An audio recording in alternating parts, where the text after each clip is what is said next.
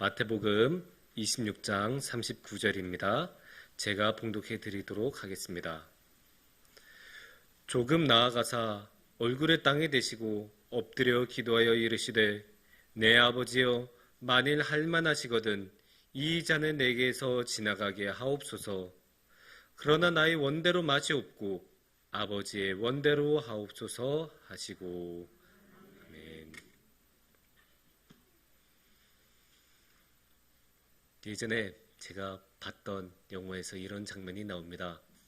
어떤 사람이 평생 교회를 안 다니다가 갑자기 교회를 다니기 시작했어요. 그러니까 놀랍잖아요. 그래서 친구가 야, 네가 웬일이냐? 너 어떻게 갑자기 왜 교회를 다니기 시작했어?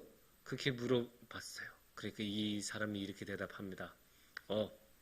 내가 지난주부터 로또를 사기 시작했거든.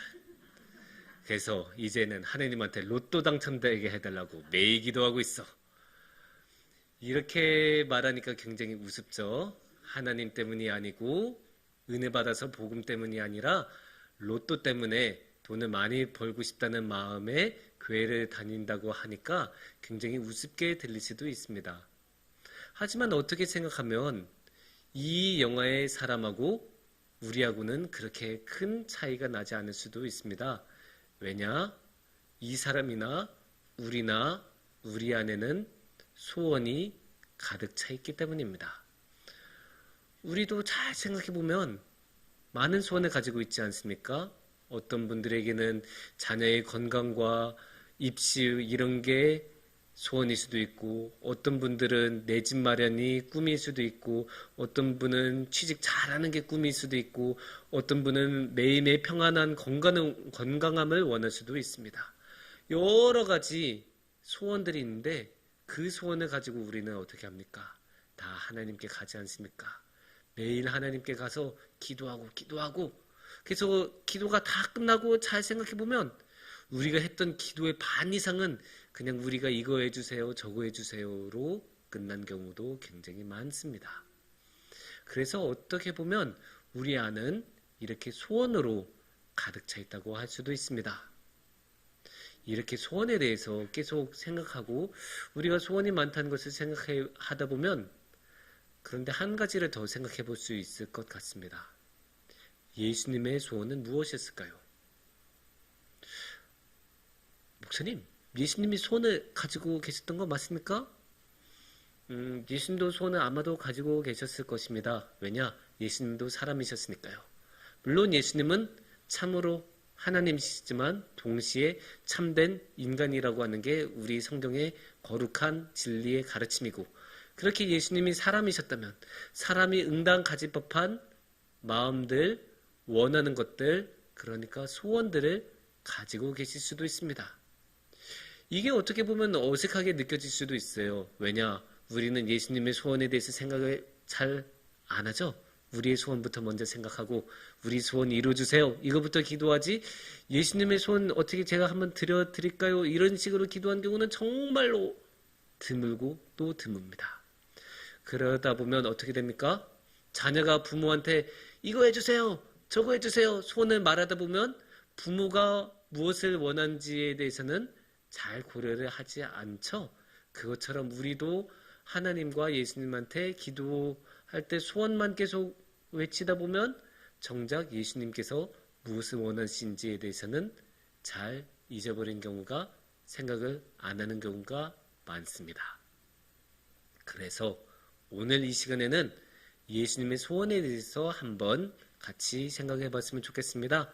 특히 오늘의 말씀을 통해 예수님의 소원에 대해 한번 생각을 하는 시간을 가져보겠습니다. 오늘의 말씀은 마태복음 말씀입니다. 마태복음의 후반부 말씀이고 어떤 장면이죠? 예수님께서 기도하시는 장면입니다. 예수님께서 겟세마네 동산에서 기도를 하시는 장면이기 때문에 겟세마네의 기도로 불리기도 하고, 또 예수님께서 잡히시기 직전에 드리는 기도이기 때문에 굉장히 유명한 기도이기도 합니다. 여기서 예수님께서는 어떻게 기도하시나요? 39절 오늘 말씀을 보시면 이렇게 기도를 하십니다. 조금 나아가서 얼굴을 땅에 대시고 엎드려 기도하여 이르시되 내 아버지여 만일 할만하시거든 이 잔을 내게서 지나가게 하옵소서.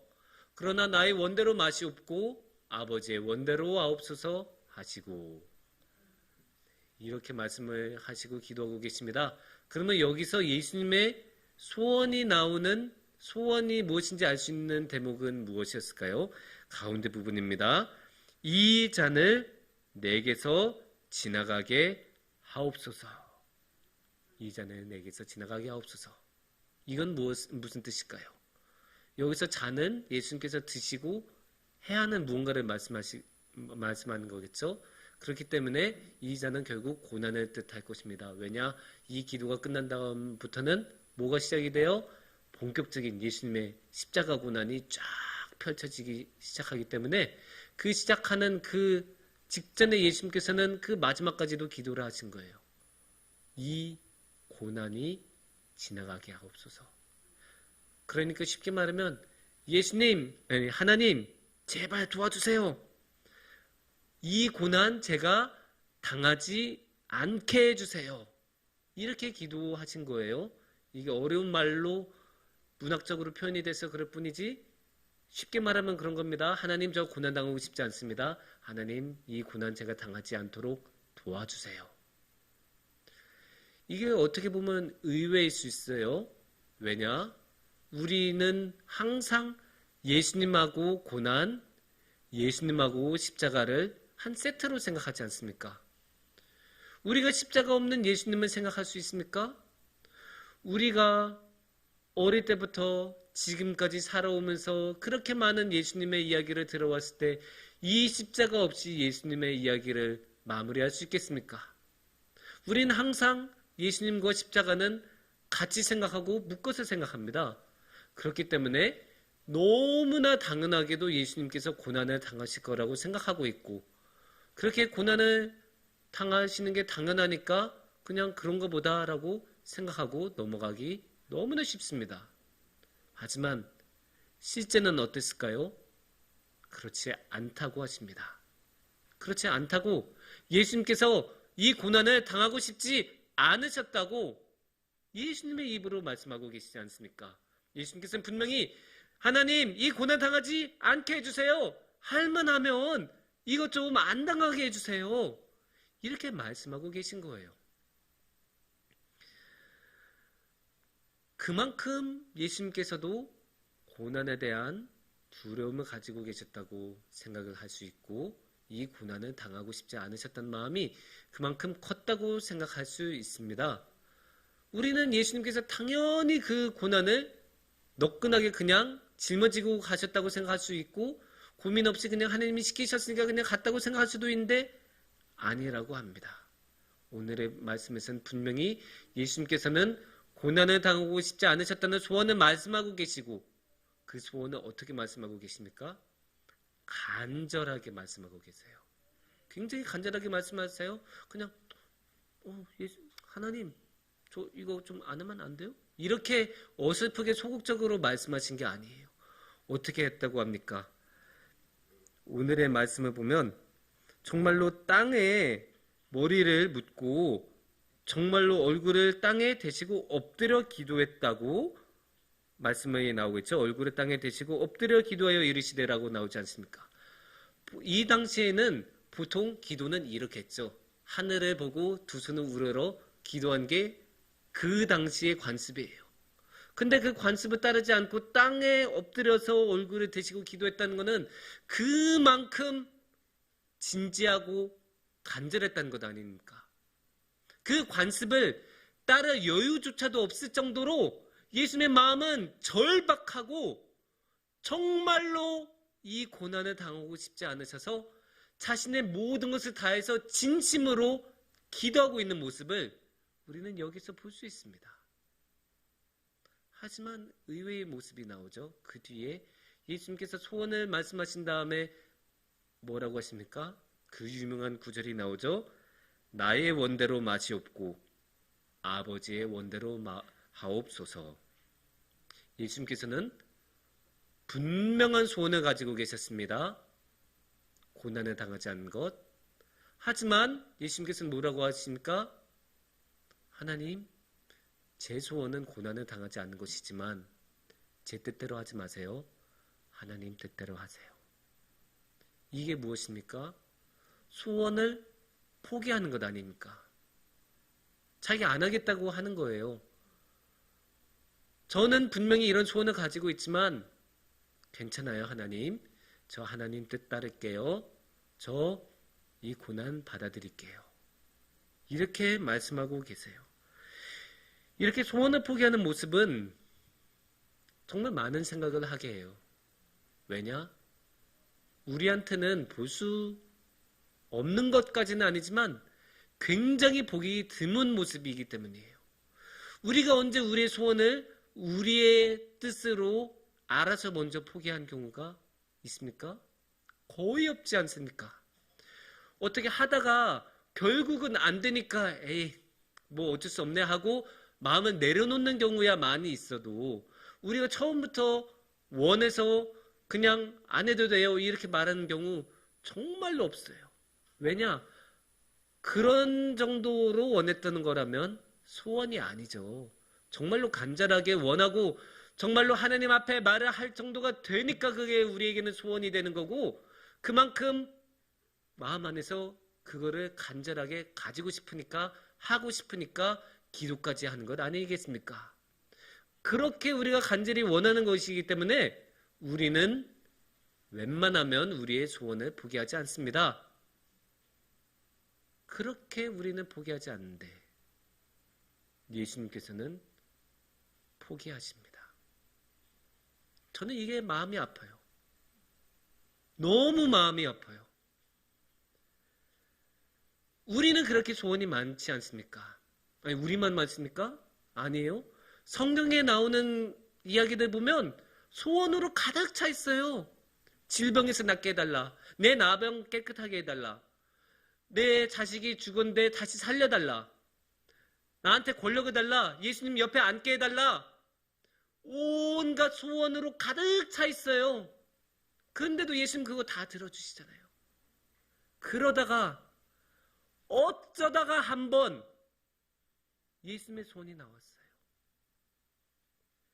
성경에 그렇게 많은 소원들이 있는데 예수님의 소원은 거의 안 나와요. 그러다가 어쩌다가 한번 이제 예수님이 소원을 말씀하셨어요. 고난당하고 싶지 않으시다고.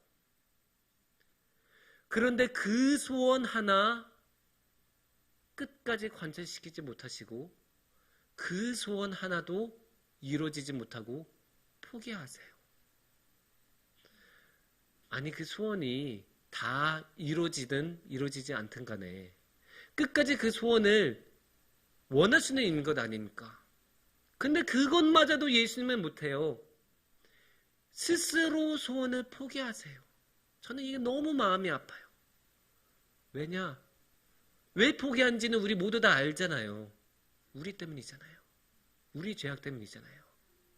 우리가 죄가 많지 않았다면, 우리가 죄가 없었다면 예수님께서 이렇게 소원을 포기하셨겠습니까? 결국 우리 때문에 예수님은 그 한 가지 소원마저도, 그 딱 하나 가지고 있는 그 소원 하나마저도 포기하실 수밖에 없으셨어요. 그게 너무 마음이 아파요.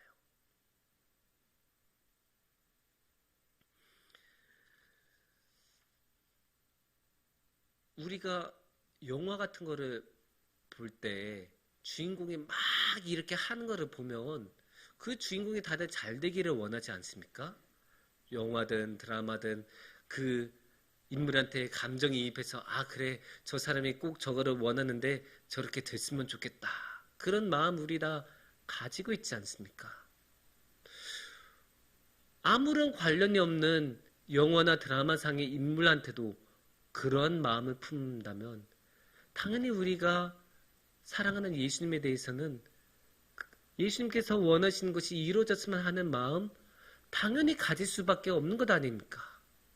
하지만 그 예수님의 소원을 가로막는 것이 우리라는 게 너무나 가슴이 아프고 결국 우리 때문에 예수님께서는 예수님의 소원을 포기하시고 있다는 모습을 우리는 오늘의 말씀에서 볼 수 있습니다. 사랑하는 성도님들, 소원이 너무나도 많은 우리하고 다르게 예수님께서는 소원이 거의 없으십니다. 그 거의 없는 그 소원마저도 예수님께서는 내려놓으시고 포기하십니다. 우리가 예수님의 소원을 들어드리고 이루어드리기는 굉장히 어려울 것입니다. 하지만 우리가 예수님의 소원을 포기하셨다는 것만큼은 기억해 드릴 수 있지 않을까요? 그 정도는 우리도 할 수 있지 않겠습니까?